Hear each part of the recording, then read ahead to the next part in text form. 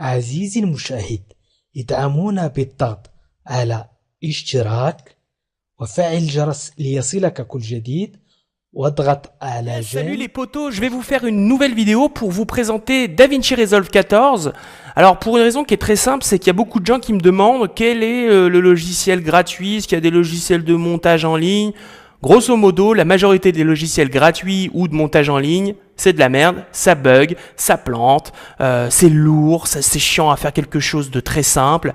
Et depuis déjà quelques temps, il y a eu des logiciels, il y a eu le logiciel DaVinci Resolve, je crois que c'était 12.5, qui proposait déjà la partie montage gratuite, parce que c'est bien ça l'intérêt, c'est du montage dans un logiciel gratuit. Alors depuis la sortie de ce logiciel-là, à chaque fois que je vois quelqu'un faire un tuto ou utiliser un autre logiciel gratuit, je me dis mais pourquoi ? Pourquoi utiliser un autre logiciel alors que ça, c'est en béton armé ? Certes, c'est parfois, et notamment sur la version bêta, ça peut bugger, ça peut bloquer, mais si vous suivez mes conseils, vous faites toujours un petit CTRL-S, un petit enregistrement du truc pour pas arriver, ça plante. On va s'y mettre tout de suite. Donc là, on est sur l'interface de DaVinci Resolve, enfin le site web de DaVinci Resolve. Donc DaVinci Resolve, à la base, c'est un logiciel de color grading, hein, c'est pour retoucher la couleur des vidéos, hein, faire de la correction colorimétrique. Et petit à petit, ils ont implémenté des outils. Donc par exemple, dans le 14, ils ont implémenté un outil d'édition audio qui s'appelle Fairlight. Donc traitement audio, je pense, un peu de montage audio aussi. Et puis sur la version 12, ils avaient implémenté le montage. Et donc, c'est la partie intéressante de ce tutoriel parce qu'il y a beaucoup de gens qui cherchent des logiciels gratuits de montage. Et effectivement, lorsque on veut monter des petites vidéos sur un Premiere Pro ou un Final Cut, bah, ça fait chier de dépenser de l'argent dans un logiciel comme ça. Alors que DaVinci Resolve, eh bien, est gratuit. C'est un logiciel professionnel gratuit. Alors je vais vous montrer comment on le télécharge, hein. Vous cliquez sur Download complètement, hein. Vous tapez DaVinci Resolve 14 dans Google, vous cliquez sur Download, que vous soyez sur Mac ou PC, vous allez télécharger ici, donc Mac OS X, Windows, et vous allez l'installer sur votre ordinateur. Une fois que le logiciel est installé, bah, vous l'ouvrez. Si vous l'ouvrez pour la première fois, vous n'aurez pas tous ces projets-là. Tout ça, c'est des projets que j'ai créés en fait sur le logiciel, hein. Vous avez juste à faire New Project. On va lui donner un nom, on va lui donner le nom tuto DaVinci. Je vais cliquer sur Create. Je double-clique dessus et j'arrive sur l'interface de DaVinci. Donc en fait, la première chose qu'il faut savoir, c'est que vous avez plusieurs onglets ici. Médias, c'est là où vous importez, vous faites quelques éditions sur les médias. Par exemple, vous liez la vidéo à de l'audio, des choses comme ça. Edit, c'est la partie qui nous intéresse ici puisque c'est la partie montage, table de montage. Color, c'est une interface qui est dédiée à la retouche colorimétrique, hein, qui est le métier de base de DaVinci Resolve. Fairlight, qui est la nouveauté, donc pour retoucher l'audio. Et puis Deliver, c'est l'interface que vous allez utiliser pour exporter la vidéo. Donc vous voyez ici, on a du YouTube, du Vimeo, puis vous avez d'autres paramètres pour exporter la vidéo de façon classique. On va revenir dans Médias et puis je vais importer un shoot. Donc en fait, pour importer un shoot, c'est très simple. Ici, vous avez les différents dossiers de votre ordinateur. On va ouvrir donc Macintosh HD. Je vais aller sur mon bureau. Hop. Mon bureau, il est où? Desktop. Je vais ouvrir n'importe quel fichier. On va dire tuto. Hop.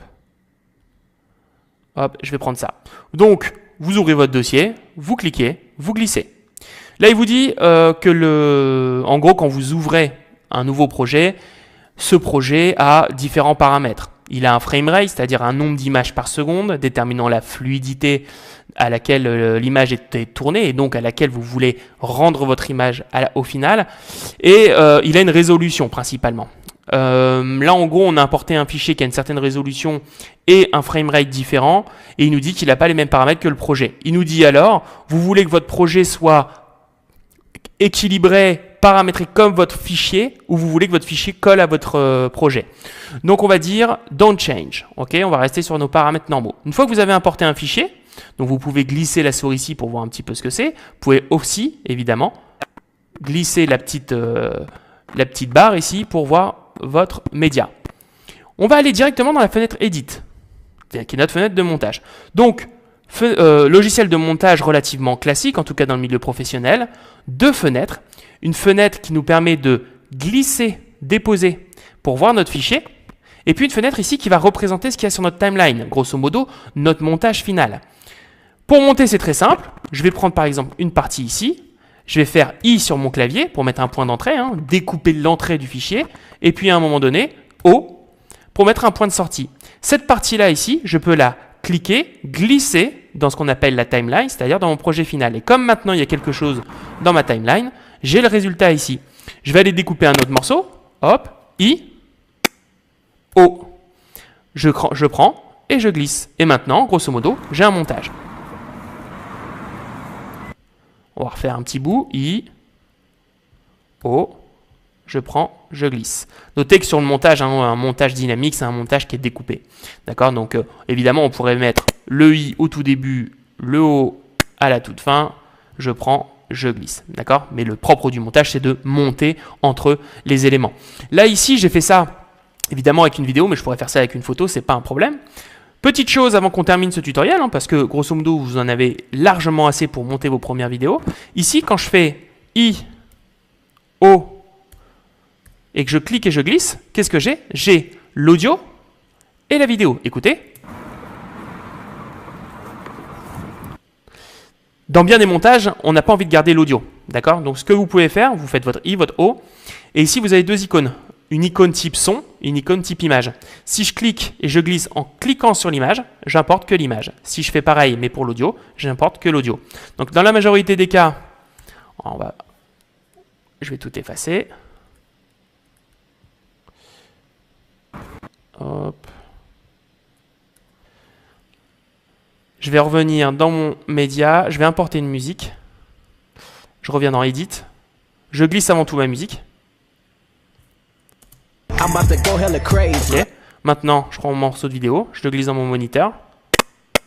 I, O, et je glisse uniquement la vidéo. Comme ça, j'entends pas le son de l'image. Et j'ai...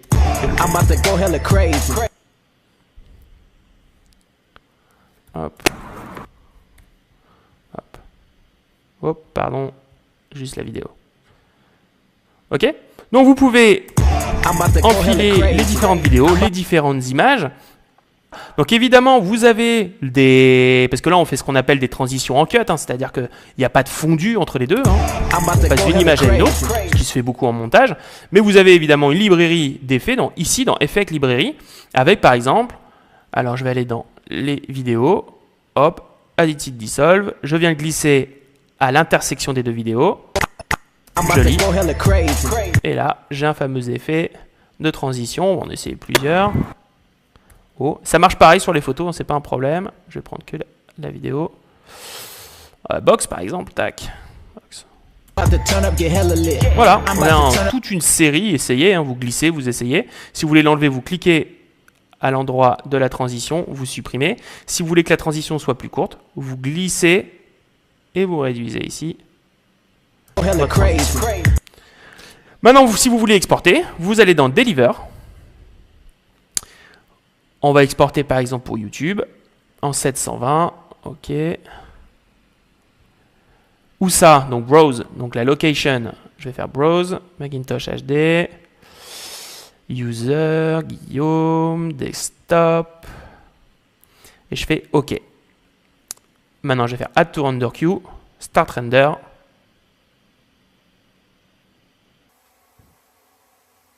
Je vais voir sur mon bureau.